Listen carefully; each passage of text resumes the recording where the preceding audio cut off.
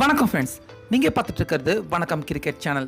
இப்போ நம்ம என்ன வீடியோ பார்க்க போகிறோம் அப்படின்னா, இப்போ அடுத்ததாக பார்த்தீங்கன்னா இந்தியாவுக்கும் நியூசிலாந்துக்கும் நடக்க போகிற 4வது ஒரு நாள் கிரிக்கெட் போட்டியில் நிச்சயமாக பார்த்தீங்கன்னா நியூசிலாந்து வெற்றி பெறணும் அப்படிங்கிற கட்டாயத்தால் அவங்க அந்த ஆட்டத்தில் சில வியூகங்களையும் சில புது திட்டங்களையும் பார்த்தா நியூசிலாந்து போட்டிருக்காங்க அப்படிங்கிற மாதிரி இப்போ செய்திகள் வெளியாகிருக்கு.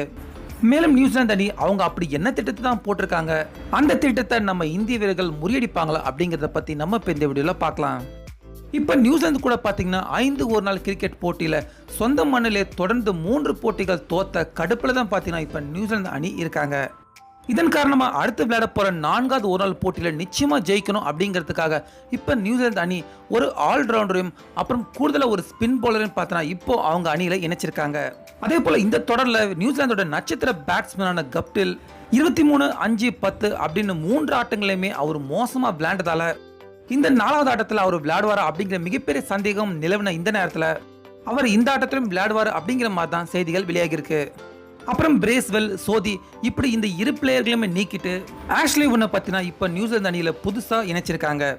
இந்த ஆஷ்லி ஒன் பார்த்தீங்கன்னா பாகிஸ்தானுக்கு எதிரான தொடரில் அவர் விளையாண்டுட்டு இருக்கப்போ அவருக்கு காயம் ஏற்பட்டதால இத்தனை நாட்களில் ஓய்வில் இருந்துட்டு இப்போ இந்தியாவுக்கு எதிரான 4வது ஒரு நாள் போட்டிக்கு தான் அவர் திரும்பியிருக்காரு அப்படிங்கிறதும் குறிப்பிடத்தக்கது.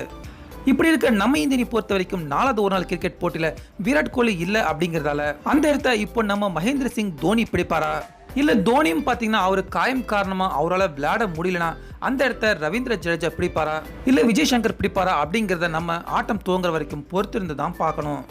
சொன்ன ஃப்ரெண்ட்ஸ், இப்போ நியூசிலாந்து பார்த்தீங்கன்னா அவங்களோட சொந்த மண்ணிலே தொடர்ந்து 3 ஆட்டங்கள் அவங்க வரிசையா தோத்தது அவங்களுக்கு ஒரு மிகப்பெரிய அடி அப்படிங்கிற மாதிரி தான் சொல்லணும். இப்படி இருக்க எஞ்சி இருக்க இந்த 2 ஆட்டங்களையாவது நம்ம ஜெயிச்சு அந்த காயத்துக்கு மருந்து போட்டுக்கணும் அப்படிங்கிற மாதிரி தான் நியூசிலாந்து அணி அவங்க டீம்ல இப்போ அதிரடியான சில மாற்றங்களை எடுத்திருக்காங்க.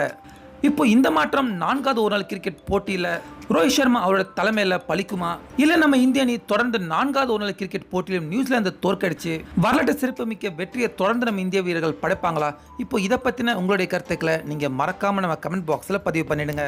மேலும் இந்த வீடியோ பிடிச்சிருந்தா லைக் பண்ணுங்க, ஷேர் பண்ணுங்க.